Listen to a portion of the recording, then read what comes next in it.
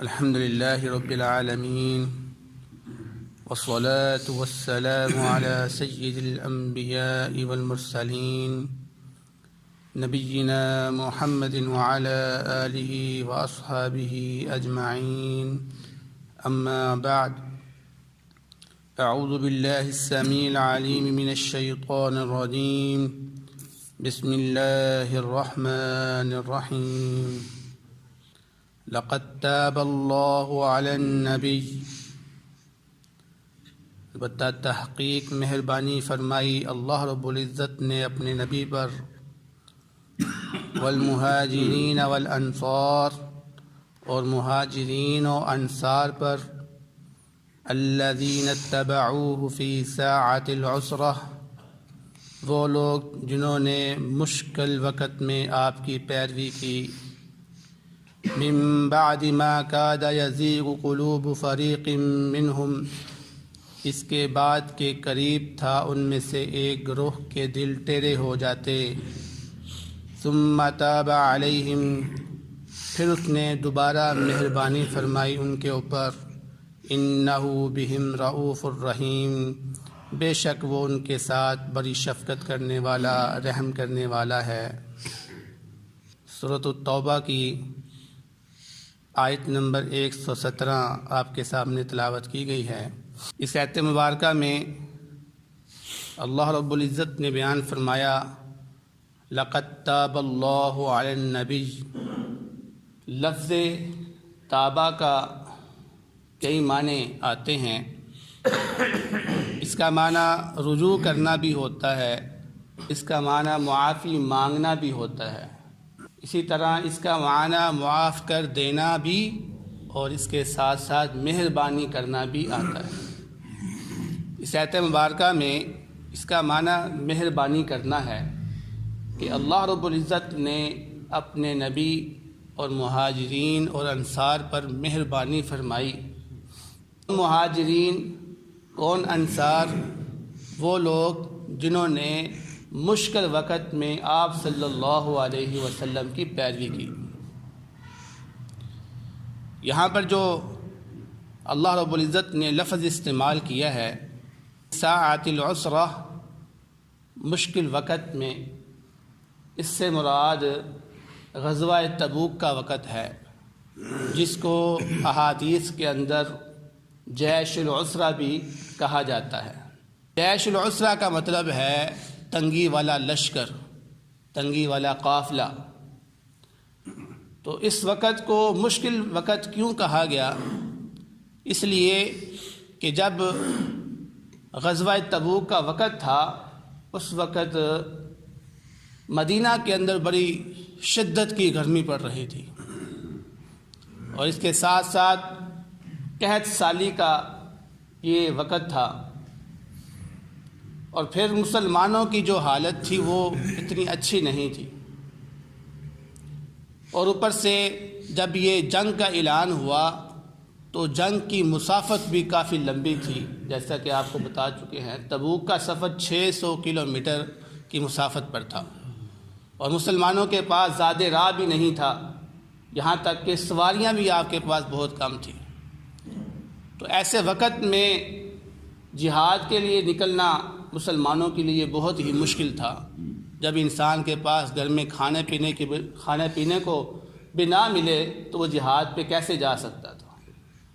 تو ایسے وقت کے اندر اللہ رب العزت نے اپنے نبی اور مہاجرین اور انصار پر مہربانی فرمائی اور ان کے دلوں کو مطمئن کر دیا کہ وہ جہاد کے لیے تیار ہو گئے۔ یعنی یہ ایک مہربانی تھی اللہ رب العزت کی طرف سے کہ مشکل وقت میں کوئی بھی نہیں نکلتا، ہر ایک کو اپنی اپنی پڑی ہوتی ہے، اپنے خاندان کی، اپنے گھر والوں کی، کہ بھائی میں نے تو اپنا آپ سنبھالنا ہے، جہاد پہ کیسے جاؤں میں؟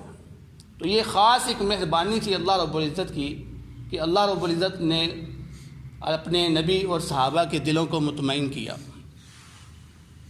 آگے فرمایا من بعد ما کاد یزیغ قلوب فریق منہم، یعنی ایک گروہ ایسا بھی تھا جو ان حالات کو دیکھتے ہوئے تذبذب کا شکار ہو گیا، سوچ میں پڑ گیا کہ یار جہاد پہ جائیں یا نہ جائیں، جہاد پہ جائیں یا اپنا گھر بار دیکھیں۔ تو اللہ رب العزت نے اس تذبذب کو بھی یہاں پر ذکر فرمایا، فرمایا ثم تاب علیہم، یہ جو لوگ سوچ میں پڑ گئے تھے، فیصلہ نہیں کر سکے، ان پر بھی اللہ رب العزت نے مہربانی فرمائی، کیونکہ بالآخر انہوں نے یہ فیصلہ کر لیا کہ ہم جہاد پر ہی جائیں گے، کیونکہ اس کے بغیر گزارا نہیں ہے۔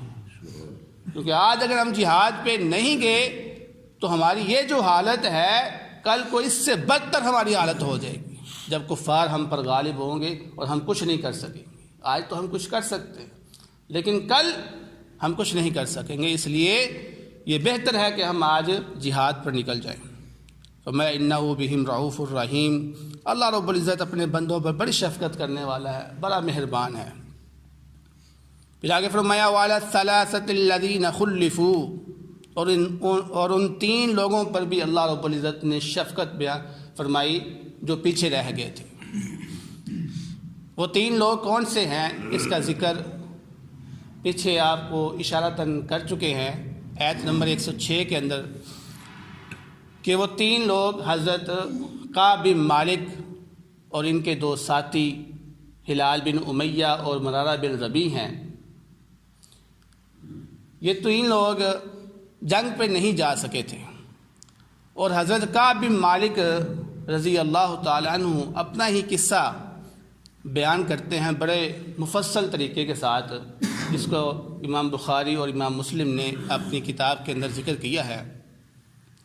ان کا یہ قصہ بڑا ہی ایمان افروز ہے، بڑا اس میں سبق ملتا ہے ہمیں۔ وہ قصہ کیا ہے؟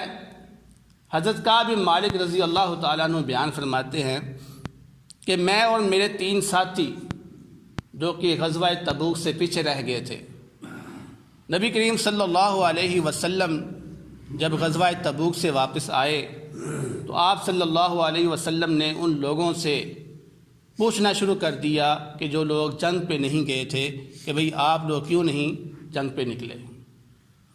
تو ہر بندہ آتا اور آپ سے کوئی نہ کوئی بہانہ بنا کر چلا جاتا، جھوٹی قسمیں اٹھاتا۔ اللہ کے نبی آپ کہہ دیتے ٹھیک ہے تم جاؤ، ٹھیک ہے تم جاؤ، تمہارا عذر قبول ہے۔ فرمایا جب میری باری آئی تو میں نبی کریم صلی اللہ علیہ وسلم کے پاس آیا تو اللہ کے نبی مجھے دیکھ کر مسکرا پڑے کہ اے کعب بن مالک تجھے کیا ہوا تھا؟ تم تو میرے ساتھ جہاد کیا کرتے تھے، اس موقع پر تجھے کیا ہوا؟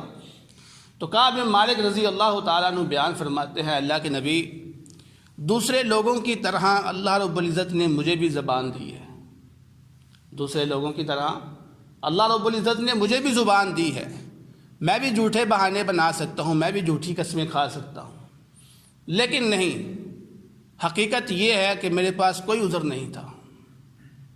جس وقت آپ نے جہاد کا اعلان کیا اس وقت میں اتنا صحت مند تھا کہ شاید ابھی میں اس وقت کی حالت کی طرح نہیں ہوں، اور میری سواری، میرا اونٹ اس وقت اتنا تیار تھا کہ اب وہ تیار نہیں ہے اتنا، لیکن مجھے سستی لے بیٹھی۔ میں نے سوچا میں بعد میں آپ کے ساتھ جا کر مل لوں گا۔ ایک دن گزرا، پھر مجھے سستی نے لے لیا، اس طرح کرتا کرتا میں جہاد سے پیچھے رہ گیا۔ میری کوئی وجہ نہیں ہے، کوئی میرے پاس عذر نہیں ہے، میں بس اپنی سستی کی وجہ سے جہاد سے رہ گیا ہوں۔ اسی طرح آپ کے دو ساتھیوں نے بھی حقیقت کو بیان کیا اور فرمایا ہمارے پاس کوئی عذر نہیں تھا سوائے سستی کے۔ تو نبی کریم صلی اللہ علیہ وسلم نے فرمایا اے کعب بن مالک، میں تمہارا معاملہ اللہ رب العزت پہ چھوڑتا ہوں، جب تک آسمان سے کوئی حکم نازل نہیں ہو جاتا تمہارے لیے، تب تک تمہارا تمام لوگوں سے میں منقطع کر رہا ہوں تعلقات کو، کوئی شخص تم سے بات نہیں کرے گا۔ لہذا آپ صلی اللہ علیہ وسلم نے فیصلہ فرما دیا کہ مدینہ کے اندر کوئی بھی شخص کعب بن مالک اور اس کے دو ساتھیوں سے بات چیت نہیں کرے گا، یہ سزا ہے جب تک اللہ رب العزت کا حکم نہیں آ جاتا۔ لہذا کعب بن مالک اور ان کے دو ساتھیوں نے اس سزا کو قبول فرمایا، اور وہ فرماتے ہیں کہ پھر اس دنوں میں میرے رشتہ دار بھی مجھ سے بات نہیں کرتے تھے، میرے جگری یار جو کہ جان دینے والے تھے مجھ پر، انہوں نے بھی مجھ سے بات نہیں کی۔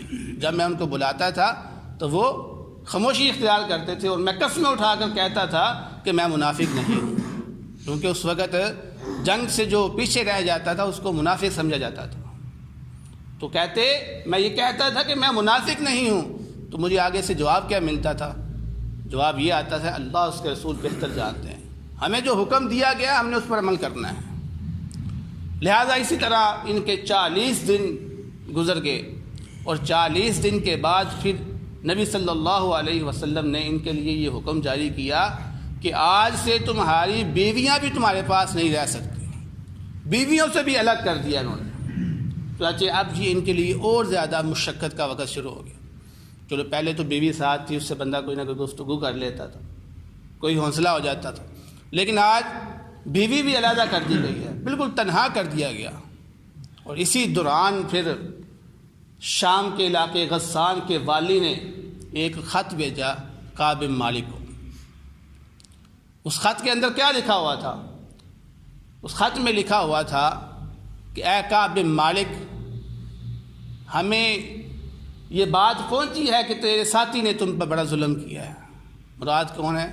حضرت محمد صلی اللہ علیہ وسلم, کہ آپ کے ساتھی نے آپ پر بڑا ظلم ڈھایا ہے, جبکہ آپ بہت اچھے انسان ہیں, آپ عزت والے ہیں, آپ اس کے حقدار نہیں ہیں کہ آپ کو ذلیل کیا جائے. اس لیے آپ ہمارے پاس آ جائیں, ہم آپ کو اعلیٰ مرتبہ دیں گے, آپ کی عزت بھی کریں گے. اب کیونکہ وہ یہودی تھے, یہودی کی طرف سے خط آیا کہ آپ ہمارے پاس آ جاؤ, ہم آپ کو عزت دیں گے, ہم آپ کو مقام دیں گے, ایک مرتبہ دیں گے. تو حضرت کعب بن مالک رضی اللہ تعالیٰ عنہ بیان کرتے ہیں کہ جب میں نے یہ خط پڑھا تو میں نے اس خط کو پکڑ کر تندور کے اندر پھینک کے جلا دیا اس کو, کیونکہ یہ ایک شیطان کی طرف سے میرے اوپر حملہ تھا کہ میں اپنے نبی حضرت محمد صلی اللہ علیہ وسلم کی نافرمانی کروں. لیکن میں نے اس شیطان کے حملے کو ناکام بنا دیا, اور میں اللہ رب العزت سے توبہ کرتا رہا, یہاں تک کہ جب میرے 50 دن پورے ہوئے, اللہ رب العزت نے میری توبہ کو قبول کرتے ہوئے آسمان سے وحی نازل کر دی. اور وہ کیا تھی؟ وہ یہی قرآن کی آیت تھی وَعَلَى الثَّلَاثَةِ الَّذِينَ خُلِّفُوا, کہ ان لوگوں پر بھی جو پیچھے رہ گئے تھے اللہ رب العزت نے مہربانی فرما دی ہے. فرمایا حَتَّى إِذَا ضَاقَتْ عَلَيْهِمُ الْأَرْضُ بِمَا رَحُبَتْ, یہاں تک کہ زمین ان کے لیے وسعت ہونے کے باوجود بھی تنگ ہو گئی تھی. جب کوئی بات نہیں کر رہا تھا ان کے ساتھ تو اس نے زمین پہ کیا کرنا تھا؟ وہ زمین ان کے لیے تنگ پڑ گئی تھی. وَضَاقَتْ عَلَيْهِمْ أَنفُسُهُمْ, اور ان کے نفس بھی ان کے لیے تنگ پڑ گئے تھے کہ جب ان کی بیوی بھی ان سے علیحدہ کر دی گئی. انسان اکیلا کیا کرتا؟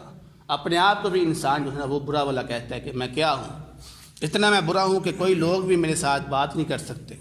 وَظَنُّوا أَلَّا مَلْجَأَ مِنَ اللَّهِ إِلَّا إِلَيْهِ, اور انہوں نے گمان کر لیا پھر کہ اللہ رب العزت کی ذات کے علاوہ ہمیں کوئی بھی پناہ نہیں دے سکتا. سب لوگ پیچھے ہٹ گئے ہیں, چھوڑ کے ہیں, صرف ایک اللہ کی ذات ہی ہے جہاں ہمیں پناہ مل سکتی ہے. اسی کو علامہ اقبال نے اپنے شعر کے اندر بیان کیا ہے کہ نہ ملی جو نہ ملی کہاں, جو امان کا جو شعر ذکر کرتے ہیں, نہ جہاں میں کہیں امان ملی, جو امان ملی تو کہاں ملی, نہ جہاں میں کہیں امان ملی, جو امان ملی تو کہاں ملی, میرے جرم خانہ خراب کو تیرے عفو بندہ نواز میں.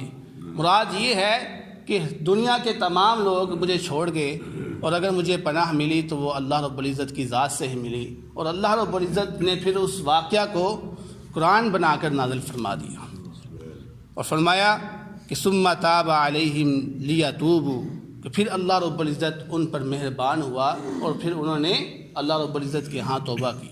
ان اللہ هو التواب الرحیم, بے شک اللہ رب العزت وہی توبہ قبول کرنے والا, رحم کرنے والا ہے. تو ہمیں معلوم ہوا اس قصے سے کہ انسان کے اوپر جتنی مرضی مشقت آئے, لیکن انسان کو اللہ کا ڈر نہیں چھوڑنا چاہیے. اللہ رب العزت اپنے بندوں کو آزماتا ہے, اور یہ آزمائش انسان کے لیے کامیابی کا ذریعہ ہوتی ہے. بسا اوقات ہم سوچتے ہیں کہ شاید ہم بہت برے ہیں, اس لیے اللہ رب العزت ہمارے اوپر مشقتیں اور آزمائشیں ڈال رہا ہے. نہیں, اللہ رب العزت اپنے بندے کو ایک بہت بڑا انعام دینے کے لیے بسا اوقات آزماتا ہے کہ میں اتنی بڑی اس کو نعمت دینے والا ہوں, میں اس کو آزما تو لوں, کہ میرے ساتھ یہ مخلص بھی ہے کہ نہیں مخلص. اب اتنی آفر آئیں، اتنی ان کو آسائشیں اور سہولتیں دینے کی آفر کی گئی، لیکن انہوں نے کہا نہیں، رب کا در نہیں میں چھوڑ سکتا. اس لیے ہمیں بھی مشکل وقت کے اندر رب کا در نہیں چھوڑنا چاہیے. تو دعا ہے اللہ رب العزت سے جو سنا ہے اس پر عمل کرنے کی توفیق عطا فرمائے. بہترین صدقہ جاریہ حاصل کرنے کے لیے اس ویڈیو کو لائک، کمنٹ اور شیئر کرنا مت بھولیں.